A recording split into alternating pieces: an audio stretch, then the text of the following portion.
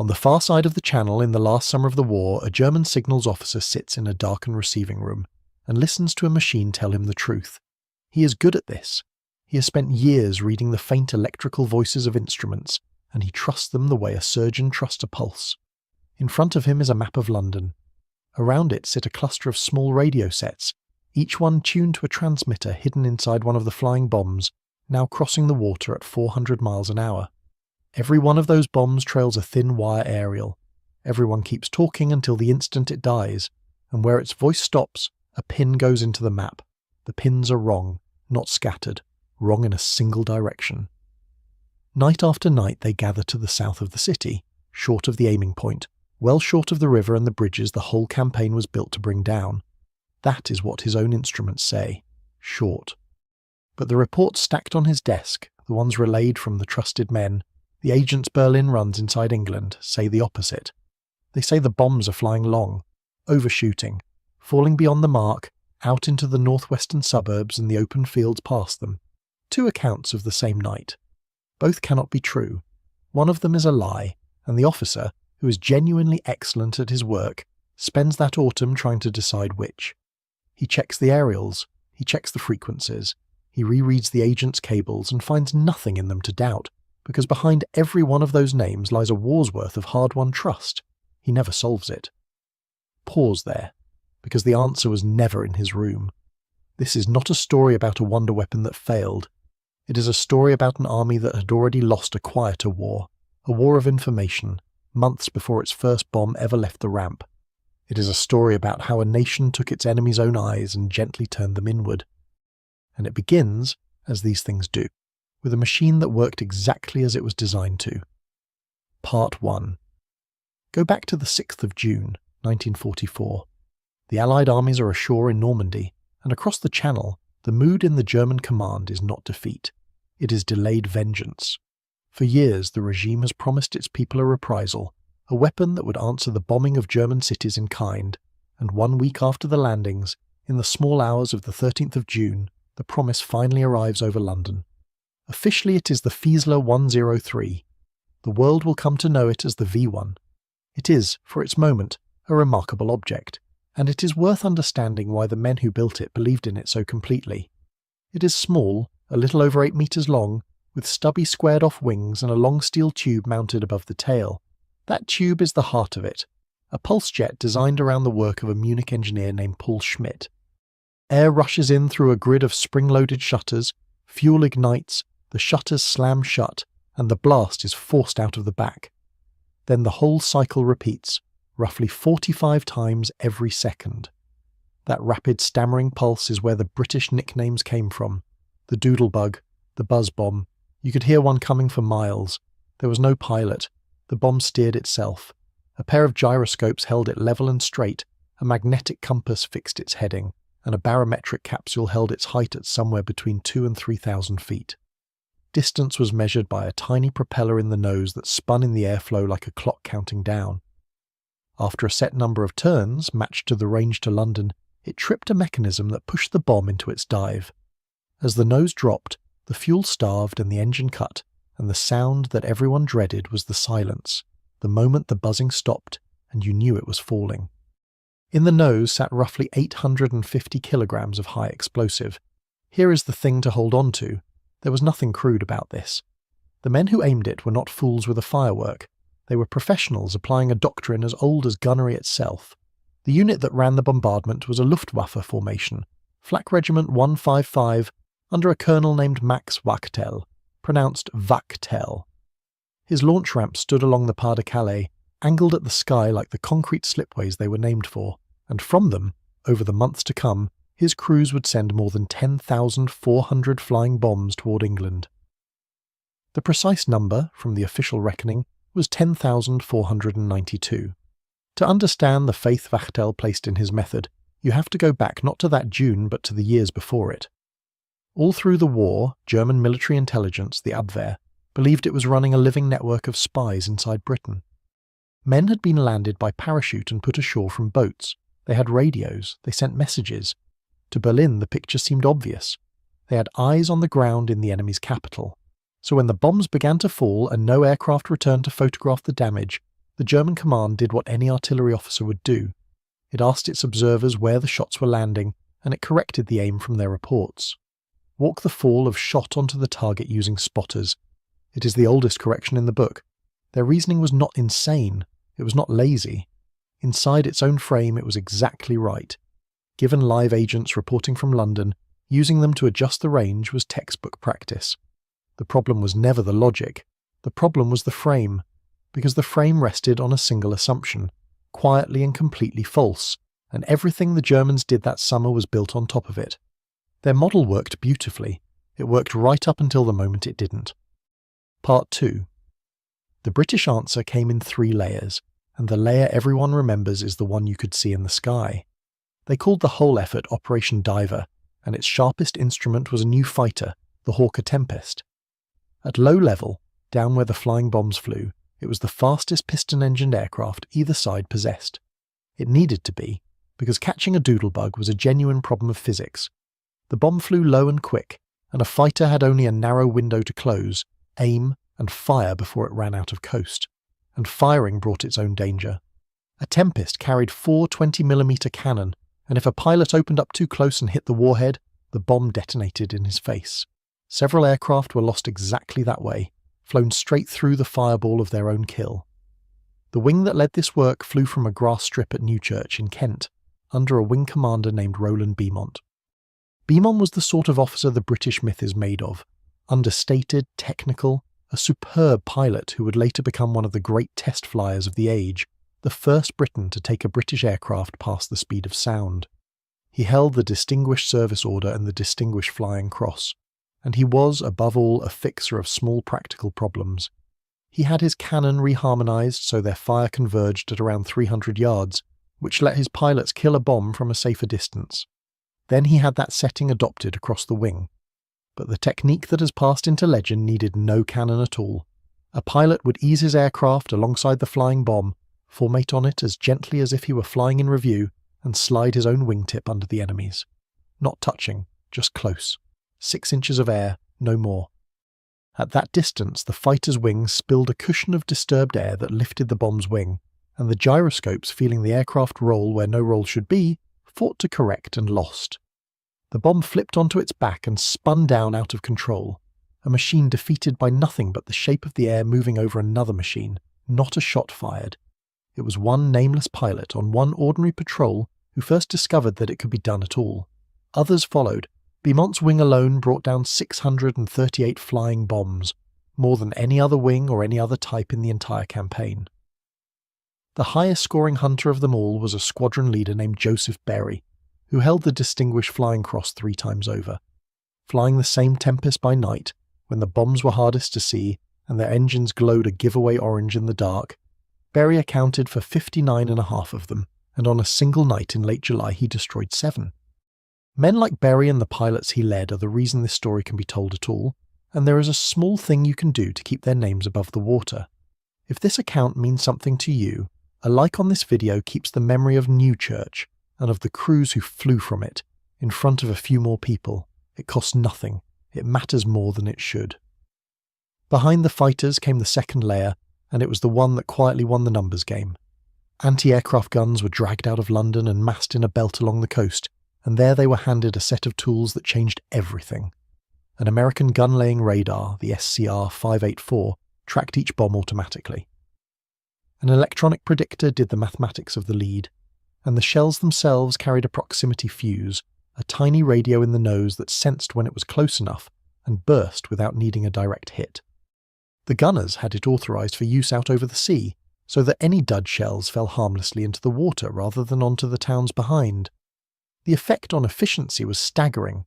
Early in the campaign it had taken the guns something like 2,500 shells to bring down one bomb. With radar, predictor and proximity fuse working together, that fell to roughly 1 bomb for every 100 shells. After the war, the general who had commanded anti-aircraft command wrote in the press that the proximity fuse had given his gunners the final answer to the flying bomb. And behind the guns stood the third layer, humblest of all, a barrage of some 2,000 balloons flying their steel cables over the southern approaches, a net for anything that slipped through.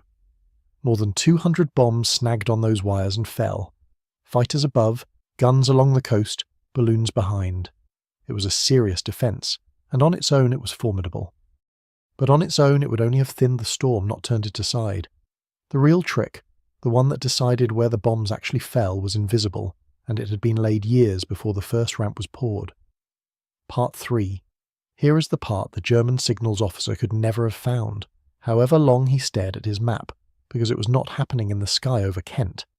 It was happening in a set of quiet offices in London, and its foundation was almost too simple to believe. Every single German agent in Britain had been caught. Not most of them. Every one. From the earliest days of the war, the men Berlin landed by parachute and put ashore from submarines were rounded up almost as they touched the ground, because the British had broken the hand ciphers the Abwehr used to run them, and were reading the instructions before the agents themselves arrived. Some were imprisoned, some were executed. And a careful, valuable few were offered a choice, and turned, so that their radios kept transmitting to Germany in their own hands, but with a British officer now composing every word. The committee that oversaw this was known, with dry English humour, as the 20 Committee, the double cross written out as a Roman 20. Its chairman was an Oxford academic named John Masterman, and he understood at once what the flying bombs offered him. He knew the Germans could only correct their aim by asking their agents where the bombs were coming down, which meant that the entire correction, the whole feedback loop the German gunners depended on, ran through men the British controlled. The finest of those men was a Spaniard named Juan Pujol Garcia, pronounced Pujol, who loathed totalitarian rule of every colour and had volunteered himself to the Allied cause. The British gave him the code name Garbo. With his case officer and my 5-man named Thomas Harris, Pujol built something extraordinary, an entire imaginary spy ring, 27 invented sub-agents scattered across Britain, each with a personality and a history, feeding Berlin a torrent of letters, hundreds of them, thick with convincing, useless detail. Berlin adored him. It never occurred to them that their star network in England was 2 men and a filing system. Now set that against the map. The German aiming point was the heart of London, around Tower Bridge. But the bombs, as Wachtel's own hidden transmitters were faithfully reporting, were already falling short, their average impact creeping down into the southern districts, toward Dulwich and beyond. So the double agents were told what to say. They reported patiently and consistently that the bombs were falling too far, overshooting the city into the northwest. The intention was precise and cold. If Berlin believed it was overshooting, Berlin would shorten the range. And every mile it shortened the range pulled the average point of impact further from the crowded centre and deeper into the southern suburbs, where the ground was less dense and the bombs would do less to the war and to the will of the country. It worked. By August 1944, 4 out of every 5 flying bombs aimed at Britain were being brought down before they ever reached London. Read that again. 4 in 5. Between the fighters overhead, the guns on the coast, and the invisible hand quietly walking the survivors away from the capital, the reprisal weapon was arriving in fragments, in the wrong place, guided off target by the very network its owners trusted most. And why could the Germans never simply copy the idea, never build their own web of agents inside Britain to check the story? Because they had no way to know that their existing web was already broken. The trap was perfect precisely because it was silent. The Abwehr went on believing its men were free and its reports were gold, and there was nothing in any cable from London to tell it otherwise. But the trick carried a cost that no one involved pretended was clean, and it is to the credit of the men who ran it that they argued about it bitterly. To steer the bombs south was to steer them toward real streets and real families in places like Croydon, which absorbed 141 of them. The Home Secretary objected on the plainest possible ground. "Who are we," he asked, "to act as God?" The War Cabinet balked at knowingly directing death toward anyone. In the end, with the decision needed urgently, a senior official of the Home Defence Executive took the responsibility onto himself and let the deception run, and Churchill approved it on his return. If your father, your grandfather, or an uncle served in the anti-aircraft batteries, in fighter command, or in the balloon crews during that summer of the flying bombs, I would be honoured to read their name and their unit in the comments below. These stories survive only as long as someone says them aloud. Part 4. Which brings us back to the officer in the darkened room, and to the paradox that opened all of this. He was not imagining the shortfall. His transmitters were telling him the exact truth.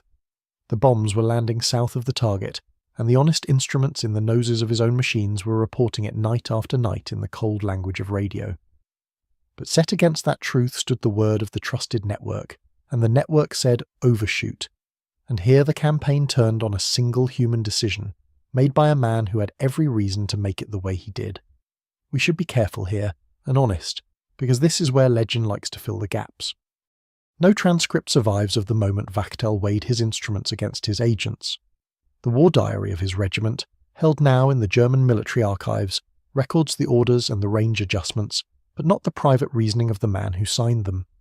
What historians have reconstructed from the outcome and from the records that do exist is this. Faced with two sources that flatly contradicted each other, he trusted the men over the machines. He had been assured again and again that the agents were beyond reproach. So he concluded that the fault must lie in the transmitters, that the little radios were miscalibrated or unreliable, and he corrected his aim on the word of the network, which is to say he shortened the range, which is to say he pushed the bombs shorter still, further from the target, in obedient response to a lie. The instruments that were telling him the truth were dismissed as broken, because the alternative, that his entire spy network was a British creation, was literally unthinkable inside the world he lived in. They were right about so much. They were right that the weapon flew. They were right that spotters could correct artillery. What they were wrong about was the one thing they could never test, the loyalty of the eyes they were trusting. Watching from the British side was a man worth knowing, a young physicist named Reginald Jones, who ran scientific intelligence for the Air Ministry and had spent the war reading the enemy's technology like a book. It was Jones and men like him who argued for holding the bomb's average impact exactly where it had drifted, over the southern suburbs, and Jones knew precisely what he was arguing for, because his own parents lived under that very patch of sky, and his old school stood there too. He wrote later that he made the choice knowing all of that, and that neither his parents nor the school would have had it otherwise. It is one of the quietest, hardest sentences in the whole affair. By the end of the summer, the physical problem solved itself in the most decisive way of all. As the Allied armies broke out of Normandy and swept up through northern France, they simply overran the launch sites in the Pas-de-Calais, and around the 1st of September, the ground launch bombardment stopped, not because a defence had finally perfected itself, but because the ramps were now behind British and Canadian lines. By then the ledger was written. Of the more than 10,000 bombs sent against Britain, only 2,419 reached the London region at all. The rest fell into the sea, into the fields, onto the wire, or spun down out of the Kentish sky under a fighter's wingtip. And the human cost, stated plainly and once, was this. In the London area, 6,184 people were killed.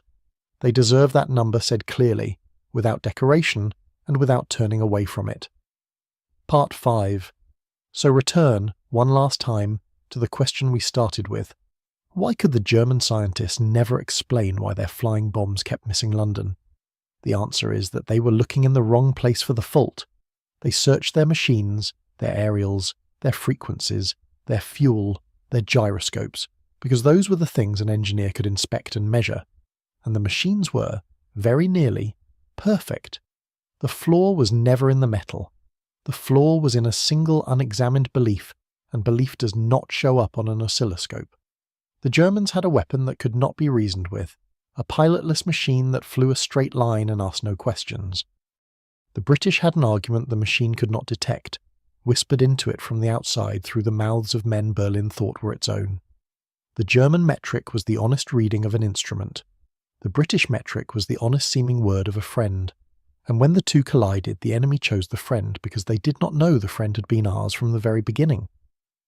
There is a sentence, written after the war by the very man who chaired the committee that ran those double agents, that holds the whole trap in a dozen words. He observed that the Germans' data, in the end, must rest in the main upon reports from this country. That was the trap entire. The correction ran through us. Whoever owns the spotters owns the fall of shot. We should be honest about the limits too, because the honest historians are. Some scholars argue that the deception's real effect was smaller than the legend allows, that a weapon this inaccurate scattered so widely that nudging its average did less than the storyteller's claim. That debate is genuine and unfinished, and it belongs in this account alongside everything else. The truth of the summer of 1944 is that no single layer won it. The fighters, the guns, the balloons, and the deception each did part, and no part would have been enough alone, and a small confession owed to you. The signals officer in the opening, the man in the darkened room, is not a single documented person. He is a composite, drawn from the real crews who plotted those transmissions and were baffled by them. I tell you that because this channel would rather admit its stitching than pretend a fiction is a fact. Everything around him, the transmitters that reported short, the agents who reported long, the colonel who trusted the wrong one is real, so remember them then. Remember Roland Beaumont, easing a wingtip through 6 inches of air. Remember Joseph Berry hunting in the dark, whose last words when the ground fire finally caught him were simply, "I've had it, chaps. You go on." Remember Juan Pujol Garcia and Thomas Harris and their filing cabinet full of ghosts, and Reginald Jones choosing to leave the bombs falling near his own front door. And remember the nameless gun crews and balloon crews, and the one anonymous pilot who first learned that you could kill a machine with nothing but the air off your own wing. Subscribe if you want the next chapter, because there are more of these. More weapons that worked and still lost. More quiet men in offices who beat louder men in the field. More names that ought not to be allowed to disappear. We will keep saying them for as long as you keep listening.